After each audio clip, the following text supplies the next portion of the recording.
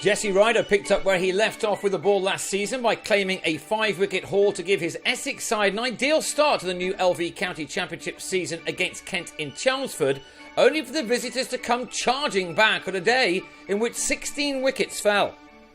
James Foster inserted after winning the toss, and Jamie Porter struck with his 9th delivery of the summer to send back Joe Denley on his return to the Kent fold, Foster starting his campaign with a neat catch.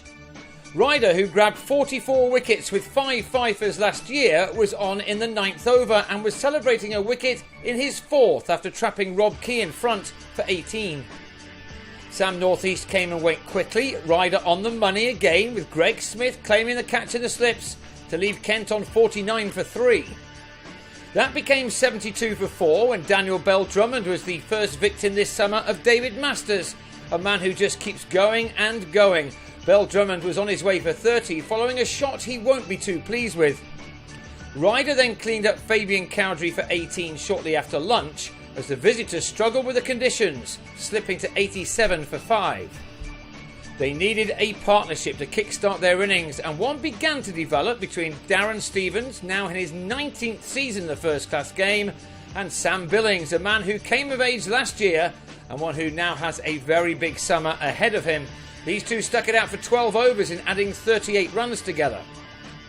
Foster turned to Smith in the 45th over, and he wasted little time in getting rid of Billings for 20. Nick Brown with the catch in the covers off another rather loose stroke. In the end, Kent were dismissed for 193, Stevens with 50 and Ryder ending with figures of 5 for 43 from 18 overs.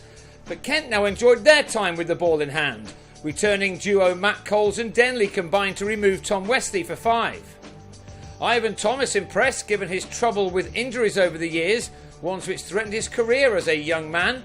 His opening spell of 6 overs cost 9 runs and included the wicket of Brown. Dan Lawrence's debut innings ended on 10. Stevens back in the action again on a day enjoyed by the medium pacers who could get the ball to wobble through the air. Coles then removed Foster all by himself to reduce Essex to 47 for 4 on a day when batting was certainly never easy. Next to go was Ryder for a dozen, Stevens producing just the kind of delivery that the Kiwi had such success with earlier on.